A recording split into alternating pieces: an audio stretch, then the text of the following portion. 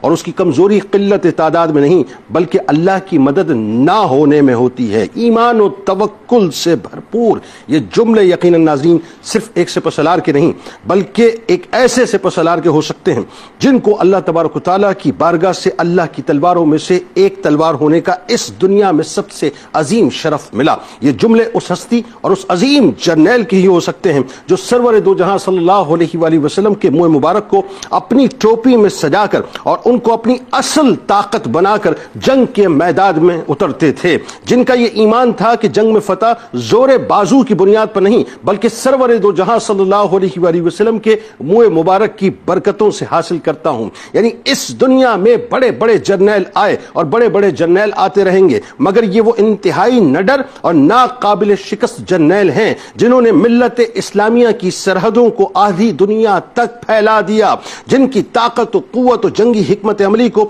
مالک کائنات نے ایسے چار چاند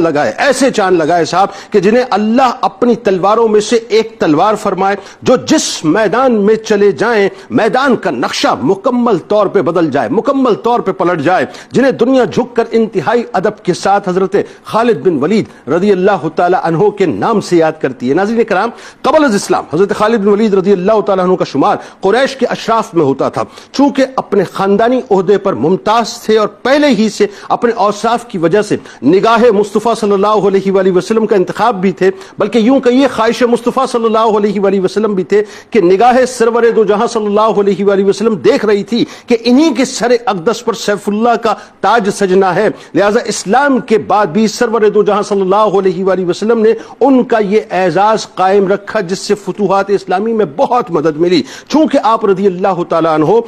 انتہا درجے کے باصلاحیت شخصیت تھے، اپنے زمانے میں کشتی کے چیمپئن تھے اور بہت بہترین گھوڑ سوار تھے، ابتدائی عمر میں ہی تلوار زنی، نیزہ بازی اور تیر اندازی میں مہارت حاصل کر رکھی تھی، برچھا ان کا پسندیدہ ہتھیار تھا۔ انہوں نے بہت جلد سیکھ لیا تھا کہ کس طرح سے اونٹوں کے ذریعے سے ریگستان کو جلد عبور کیا جا سکتا ہے اور کس طرح گھوڑوں کے ذریعے دشمن پر حملہ آور ہوا جا سکتا ہے۔ آپ رضی اللہ تعالیٰ عنہ ناظرین وار اسٹریٹجی کے بہت ماسٹر تھے۔ آپ رضی اللہ تعالیٰ عنہ کی جنگی حکمت عملی بہت جارحانہ ہوتی تھی، دشمن کو کب کیسے اور کہاں سے گھیرنا ہے ان سے بہتر کوئی نہیں جانتا تھا، یعنی گوریلا جنگ کے بنیادی طور پہ آپ ماسٹر تھے۔ اور جس طریقے سے خالد بن ولید رضی اللہ تعالیٰ عنہ گھوڑ سوار دستے کے ذریعے مخالف فوج پر پہلو کی جانب سے حملہ آور ہوتے تھے، یعنی جھپٹتے تھے اور پلٹتے تھے، یہ اس وقت کی حربی حکمت عملی میں ایک نیا اضافہ تھا۔ اقبال اسی لیے تو پکار اٹھے کہ جھپٹنا پلٹنا، پلٹ کر جھپٹنا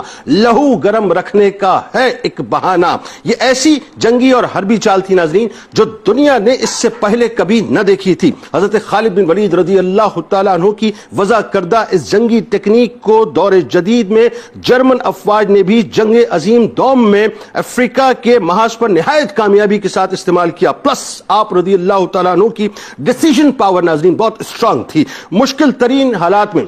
مشکل ترین فیصلے فوراً ہی کر لیا کرتے تھے اور دشمن پر اٹیمپٹ کرنے میں بہت تیزی کے ساتھ اٹیمپٹ کیا کرتے تھے، بہت سرعت کے ساتھ جو ہے دشمن کی طرف لپکا کرتے تھے۔ حضرت خالد بن ولید رضی اللہ تعالیٰ عنہ قبول اسلام سے قبل ناظرین مسلمانوں کے ظاہر سخت دشمن تھے، مگر نسبت غلامی مصطفیٰ صلی اللہ علیہ وآلہ وسلم کیا ملی؟ اسلام لانے کے بعد مشرکوں کے لیے سخت ترین خطرہ بن گئے، یعنی جو تلوار اسلام مخالف چلتی تھی وہی تلوار اسلام کے حق میں ایسی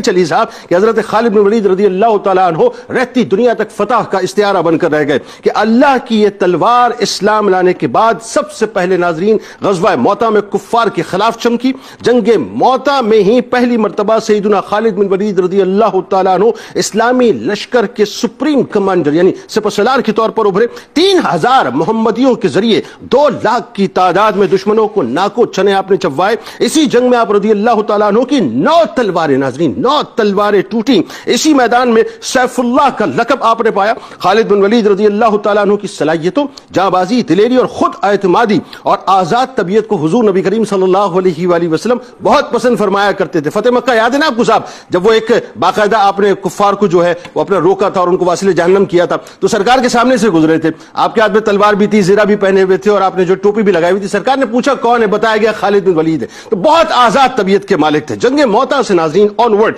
ہر غزوے میں سرور دو جہاں صلی اللہ علیہ وآلہ وسلم کے فرنٹ لائنر رہے. حضور نبی کریم صلی اللہ علیہ وآلہ وسلم کے پردہ فرمانے کے بعد خلافت راشدہ کے دور میں صحیح معنوں میں سیدنا خالد بن ولید رضی اللہ تعالیٰ عنہ کو اپنی تلوار کے جوہر دکھانے کا موقع ملا، اور آپ رضی اللہ تعالیٰ عنہ نے بہت خون ریز جنگیں لڑیں. فتنہ ارتداد کی سرکوبی ہو یا مسلمہ کذاب جیسے نبوت کے جھوٹے دعوے دار کو واصل جہنم کرنا ہو، پرشین امپائر کی زمین بوسی ہو یا رومن امپائر کا جنازہ ہو، ناظرین ہر مہم ہر میدان خالد بن ولید رضی اللہ تعالیٰ عنہ کی مہم ہوا کرتی تھی. ان کا میدان ہوا کرتا تھا کہ جن کے نام سے دشمنوں کی ٹانگیں کانپا کرتی تھی اور دشمنوں کے کیمپس میں سراسیمگی پھیل جایا کرتی تھی. ناظرین کرام، بس ایک جملہ آخر میں ادا کر رہا ہوں. آپ فرمایا کرتے تھے جب آپ جنگ میں اترتے تھے، آپ کو نعرہ یہ ہوتا تھا کہ میں غیرت مند جنگجو ہوں، میں غیرت مند جنگجو ہوں، میں اللہ کی تلوار ہوں، میں خالد بن ولید ہوں رضی اللہ تعالیٰ عنہ. اور جس وقت شہادت کی تمنا لیے آپ اس دنیا سے رخصت ہوئے ناظرین، تو آپ فرماتے ہیں کہ میرے جسم پر کوئی ایسی جگہ نہیں ہے جہاں تلوار تیر نیزے کے زخم کے نشان نہ ہو، لیکن افسوس